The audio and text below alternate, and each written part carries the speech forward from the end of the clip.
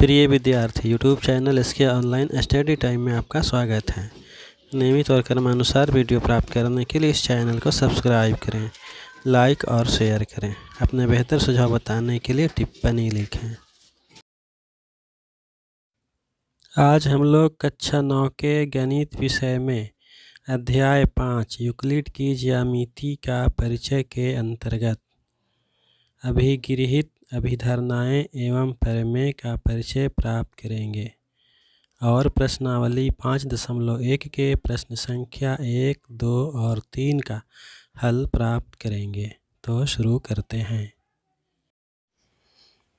आज हम लोग कक्षा 9 के गणित विषय में 5वां अध्याय शुरू करेंगे। 5वां अध्याय अर्थात यूक्लिड की ज्यामिति का परिचय।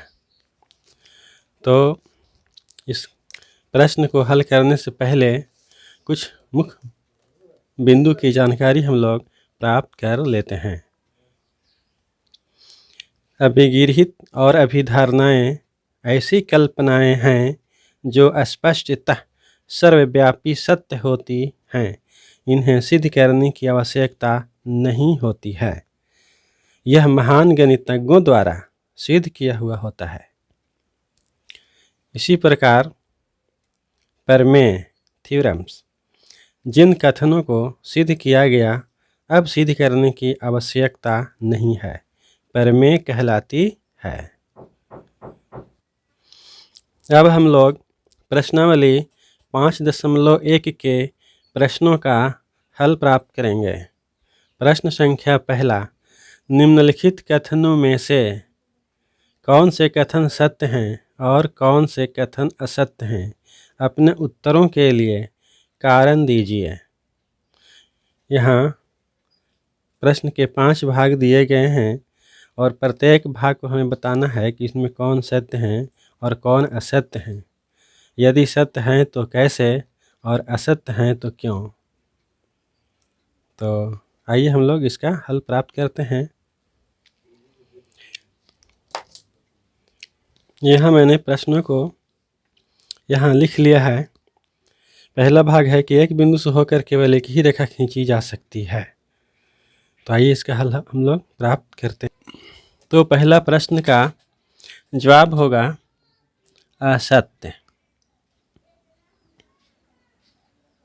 सही नहीं है, क्योंकि हमने एक बिंदु से अनेक रेखाएं खींचे हैं। प्रश्न के अनुसार प्रश्न कहता है कि यह कोई एक बिंदु है। यह कोई एक बिंदु है। तो ये जो बिंदु दिया हुआ है इससे होकर केवल एक ही रेखा खींची जा सकती है। तो मान लिया कि हमने एक यह रेखा कोई खींच लिया जो ए बी है। तो क्या इस बिंदु से अब दूसरा रेखा नहीं खींचा जा सकता है? अवश्य खींचा जा सकता है।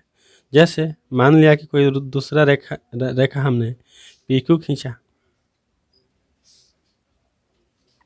तो क्या इस बिंदु से अब और तीसरी रेखा नहीं खींची जा सकती है? अवश्य खींची जा सकती है। जैसे यहाँ से हम लोगों ने एक्स वाई रेखा खींच लिया। तो इस तरह से और भी रेखाएं खींचे जा सकते हैं। अर्थात एक बिंदु से होकर एक नहीं बल्कि अनेक रेखाएं खींचे जा सकते हैं। तो इसलिए एक्सरसाइज 5.1 का प्रश्न का पहला भाग जो कथन दिया हुआ है वह असत्य है ना। एक बिंदु से होकर केवल एक रेखाएं नहीं बल्कि अनेक रेखाएं खींची जा सकती हैं। तो इसे अब हम लोग लिखते हैं असत्य, क्योंकि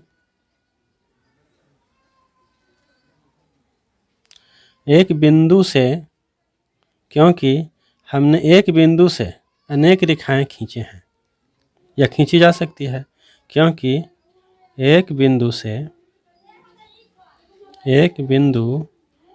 से होकर अनेक रेखाएं खींची जा सकती है।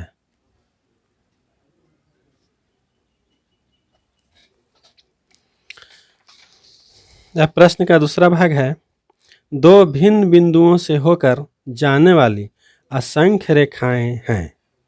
यदि दो भिन्न बिंदु यानी कि दो बिंदु हैं, अलग अलग इस प्रकार से हैं किसी समतल पर, तो क्या उन दोनों बिंदुओं से होकर हम असंख्य रेखाएं खींच सकते हैं? बिल्कुल नहीं। मान लीजिए यहाँ पर कोई दो बिंदु हमें दिया हुआ है, तो इस बिंदु से यदि एक रेखाएं खींची गई तो क्या इससे होकर अब दूसरी रेखाएं खींची जा सकती हैं? बिल्कुल नहीं। दूसरी रेखाएं जब हम खींचेंगे तो वह उसी रेखा पर होगा, अर्थात वह दूसरी रेखा अलग से नहीं होगा। इसलिए हम कह सकते हैं कि दो बिंदुओं से होकर केवल एक ही रेखा खींची जा सकती है। इसलिए दिया गया प्रश्न का दूसरा भाग का जो कथन है उसका भी जवाब असत्य होगा। तो यहाँ लिख देते हैं दूसरा असत्य, क्योंकि दो भिन्न बिंदुओं से एक से अधिक सरल रेखा नहीं खींची जा सकती। असत्य, क्योंकि दो भिन्न बिंदु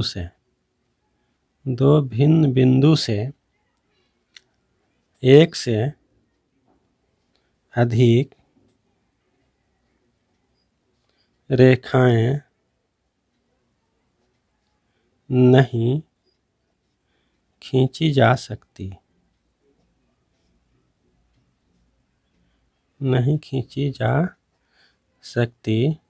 है।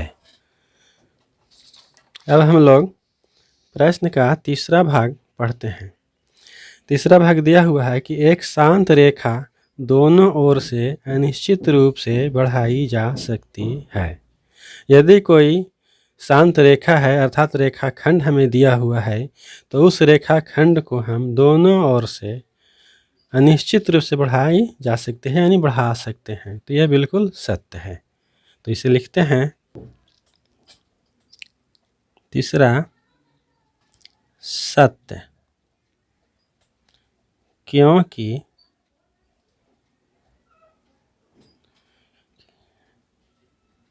एक रेखा को अनिश्चित रूप से यानी कि उसकी कोई सीमा नहीं है, अनिश्चित रूप से दोनों ओर बढ़ाई जा सकती है।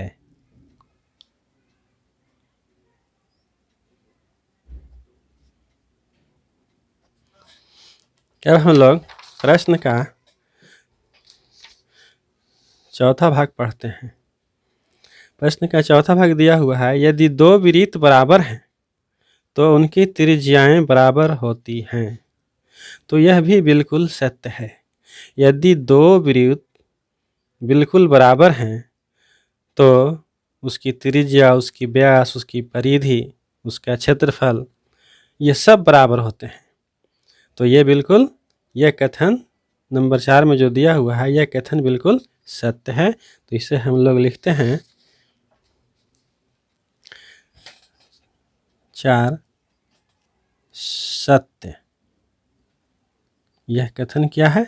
सत्य है, क्योंकि जब दो वृत्त के परिधि और केंद्र समपाती होंगे तो त्रिज्या भी समपाती होंगी। लिखते हैं कि क्योंकि जब दो वृत्त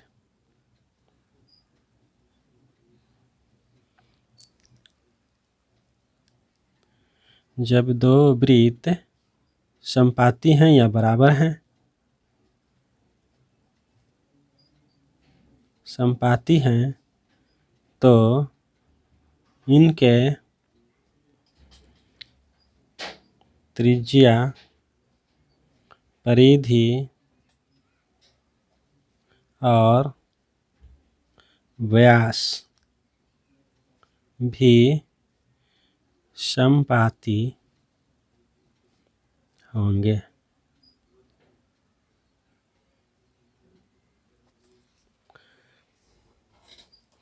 अब हम लोग प्रश्न का 5वां भाग पढ़ते हैं। प्रश्न का 5वां भाग दिया हुआ क्या कीर्ति 5.9 में, मैंने यहाँ कीर्ति भी बना लिया है 5.9 का। यदि ए बी बराबर पी क्यू, यहाँ 3 रेखाएं दिए गए हैं, यह रेखा ए बी है, यह पी क्यू है और यह एक्स वाई है। तो कहता है कि यदि ए बी बराबर पी क्यू है, यानी कि जितनी इस रेखा की लंबाई है उतना इस रेखा की लंबाई है। उसके बाद में कहता है और पी क्यू बराबर एक्स वाई, और इस रेखा के बराबर एक्स वाई रेखा है तो ए बी बराबर एक्स वाई होगा। तो जब ये रेखा इसके बराबर है और ये रेखा इसके बराबर है तो ये रेखा इसके बराबर अवश्य होगा, इसलिए यह कथन सत्य है। तो इसको लिखते हैं 5वां सत्य, क्योंकि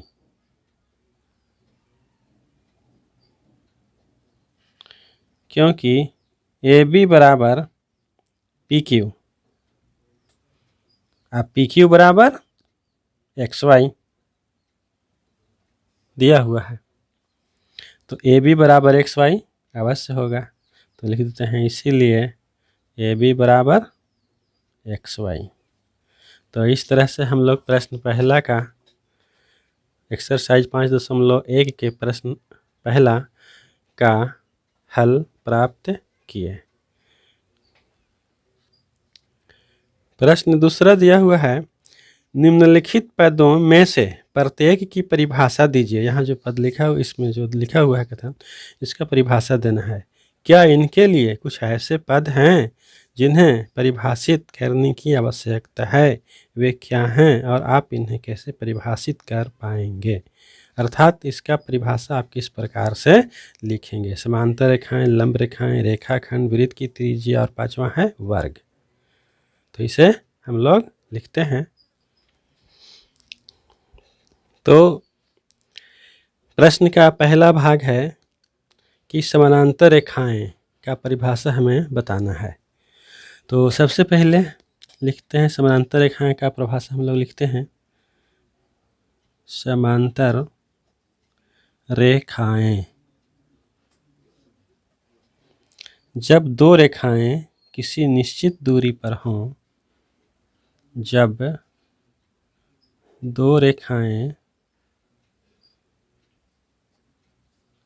किसी निश्चित दूरी पर हों और इन्हें अनिश्चित रूप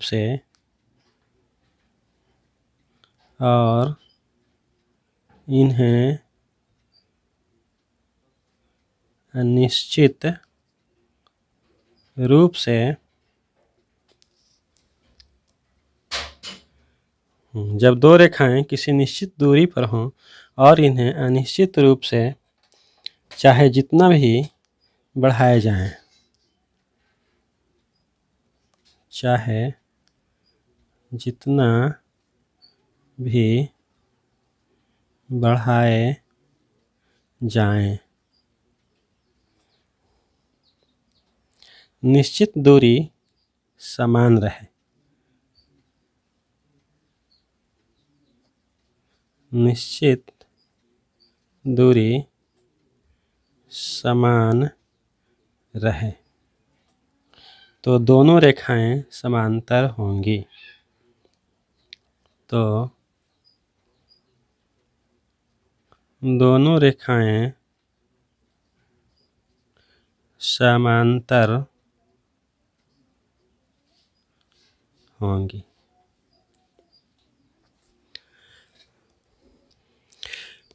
तो यहाँ स्पष्ट हो गया कि जब दो रेखा इस प्रकार से हो, यहाँ कुछ समझ लेते हैं। यदि यह कोई दो रेखा दिया हुआ है और इन दोनों के बीच की दूरी यदि 2 मीटर है, मान लेते हैं।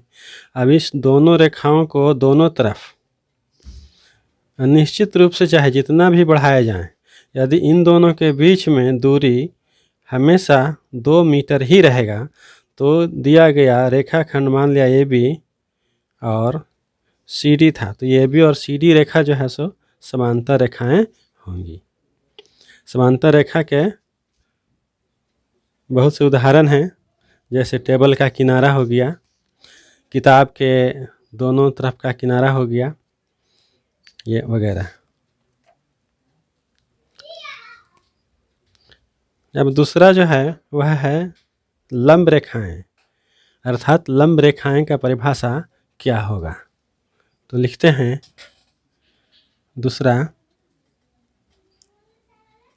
लंब रेखाएं। लंब रेखा तो हम लोग स्पष्ट रूप से जानते हैं, अब इसका यहाँ परिभाषा लिखना है। तो लिखेंगे कि जब किसी क्षैतिज रेखा पर,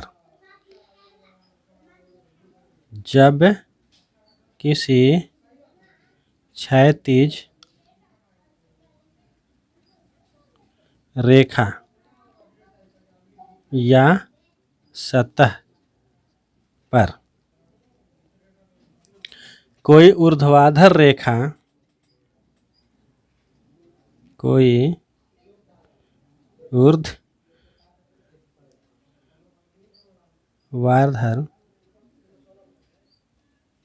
रेखा इस प्रकार हो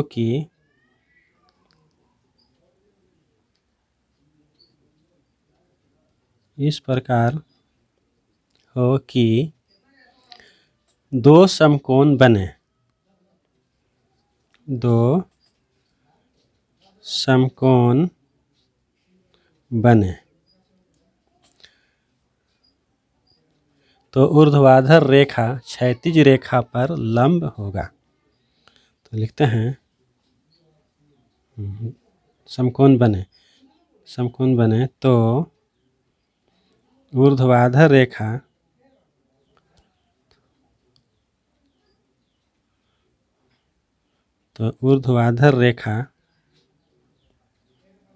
लंब रेखा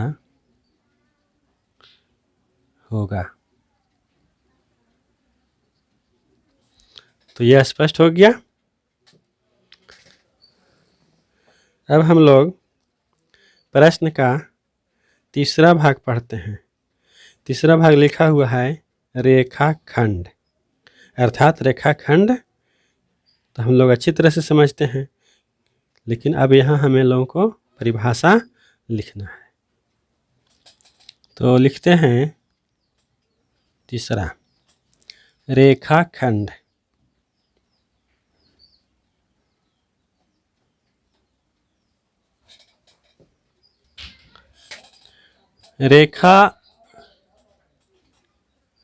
रेखा के खंड को रेखाखंड कहते हैं। लिख देते हैं रेखा के खंड अर्थात टुकड़ा, रेखा के खंड को रेखा खंड कहते हैं। जैसे मान लिया कि कोई रेखाखंड है, ये रेखाखंड ए और बी है, तो यह जो है सो इसे हम लोग ए और बी को क्या बोलते हैं, रेखाखंड कहते हैं। तब है प्रश्न का चौथा भाग, वृत्त की त्रिज्या किसे कहते हैं। तो इसे लिखते हैं नंबर 4, वृत्त की त्रिज्या।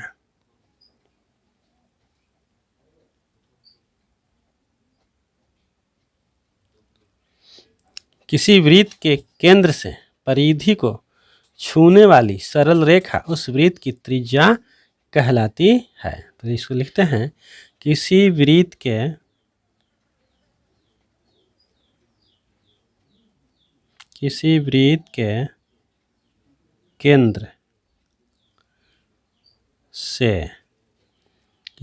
केंद्र से परिधि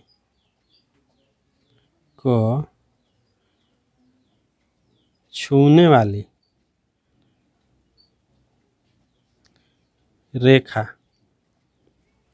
छूने वाली रेखाखंड लिख देते हैं। छूने वाली रेखाखंड को उस वृत्त की त्रिज्या कहते हैं। उस वृत्त की त्रिज्या कहते हैं।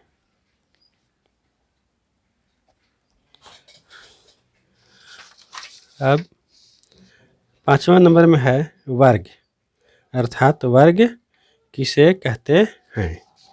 तो इसको लिखते हैं 5वां वर्ग।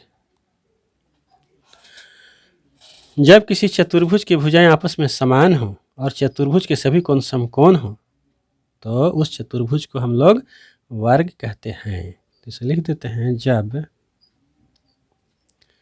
किसी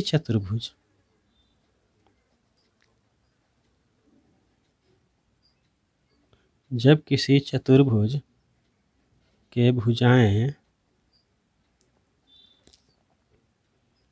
आपस में समान हो, यानी बराबर हो, समान हो, और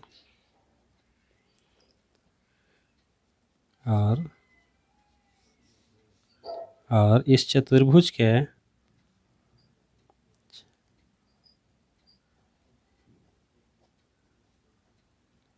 सभी कोण समकोण हो,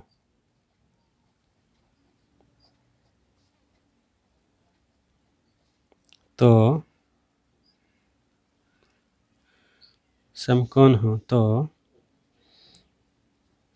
इस चतुर्भुज को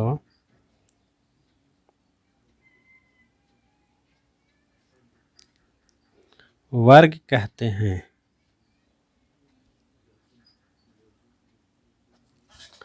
इस चतुर्भुज को वर्ग कहते हैं।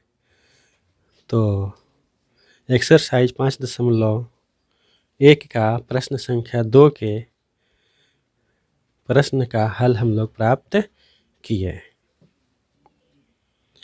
अब हम लोग एक्सरसाइज 5.1 का प्रश्न संख्या 3 पढ़ते हैं। नीचे दी हुई दो अभिधारणाओं पर विचार कीजिए। पहला, दो बिंदु ए और बी दिए रहने पर एक तीसरा बिंदु सी ऐसा विद्यमान है जो ए और बी के बीच स्थित होता है। दूसरा, यहाँ कम से कम ऐसे 3 बिंदु विद्यमान हैं कि वे एक रेखा पर स्थित नहीं हैं। क्या इन अभिधारणाओं में कोई अपरिभाषित शब्द हैं? क्या इन दोनों जो कथन लिखा गया है क्या अपरिभाषित है? इससे हम लोगों को इसके लिखने के बारे में समझ में नहीं आ रहा है। तो ऐसी बात तो नहीं है, समझ में आ रहा है और ऐसा हो भी सकता है।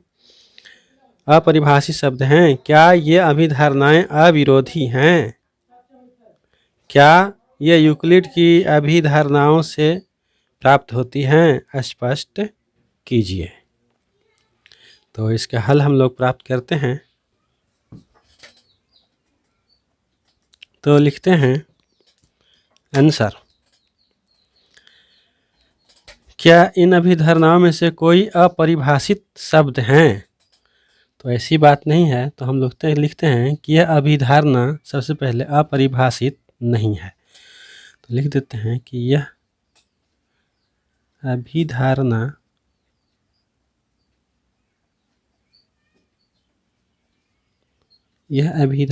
अपरिभाषित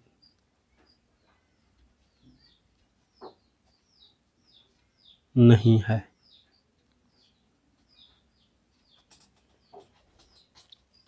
यह अभिधारणा अपरिभाषित नहीं है क्योंकि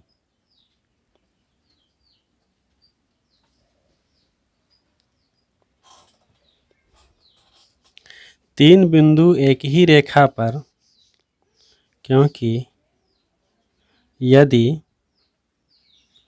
तीन बिंदु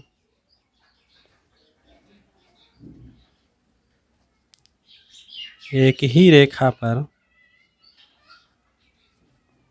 हैं तो इन्हें संरेख कहते हैं।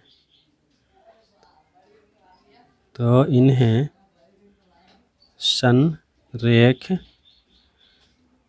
कहते हैं। संरेख कहते हैं।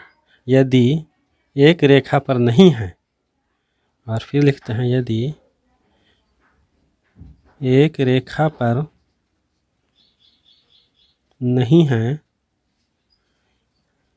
तो इन्हें असंरेख कहते हैं। तो इन्हें असंरेख कहते हैं। और यह धारणा अविरोधी नहीं है। यह धारणा अविरोधी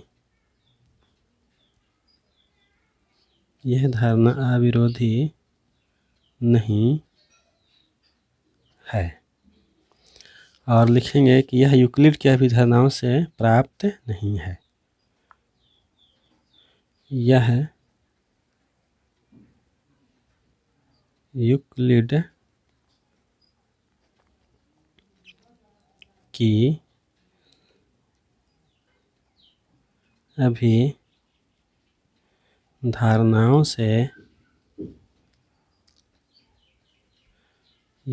की अभिधारणाओं से प्राप्त नहीं है।